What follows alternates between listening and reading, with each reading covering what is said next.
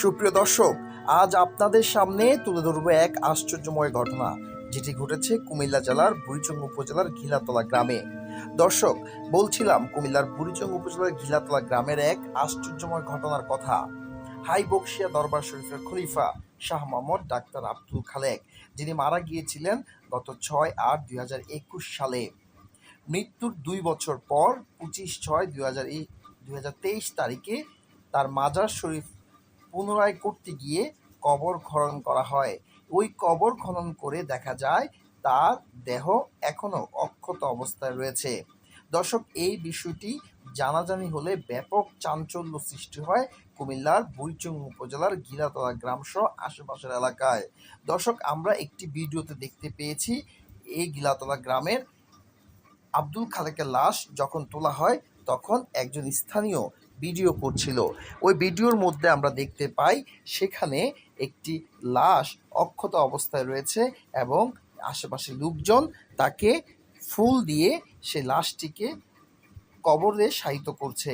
মাজার শরীফ করার উদ্দেশ্যেই তার কবর খনন করা হয়েছে বলে জানায় স্থানীয়রা, এবং কবর খুঁড়ে দেখতে পায় লাশটি এখনও অক্ষত অবস্থায় রয়েছে।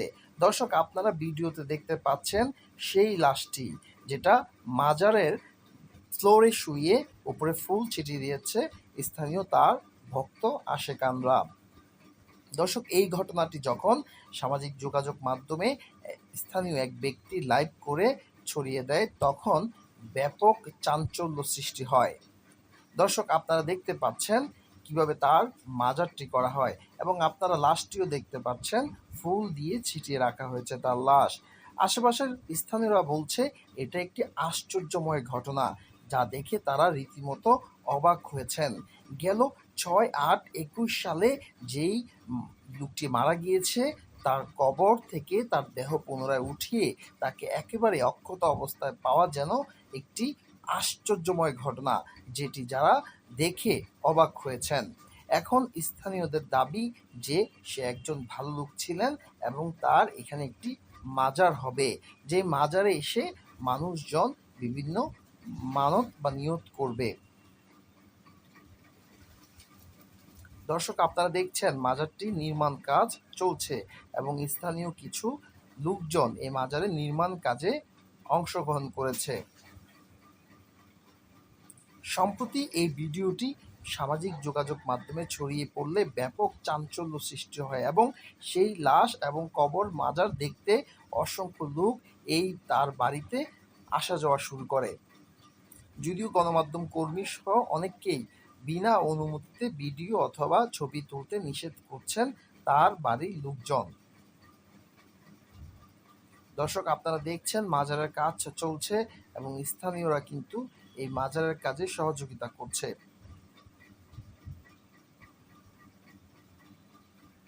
কুমিল্লার বুড়িচং উপজেলার ঘিলাতলা গ্রামের ঘটনা এটি। দর্শক, হাই বকশিয়া দরবার শরীফের খলিফা শাহ মোহাম্মদ ডাক্তার আব্দুল খালেক হাই বকশি, যিনি মারা গিয়েছিলেন গত 6/8/2021 তারিখে এবং গত 25/6/2023 তারিখে তাহার মাজার শরীফের কাজ করতে গিয়ে তার দেহটি পুনরায় উঠায় স্থানীয়রা, এবং উঠিয়ে যারা এই কাজে অংশগ্রহণ করে তারা রীতিমতো অবাক হয়ে যায়, কারণ তার লাশ গত 2 বছরে অক্ষত থাকার কথা জানিয়েছে তারা, এবং তার লাশে এখন পর্যন্ত পচে বা গলে নাই বলে তারা জানিয়েছে।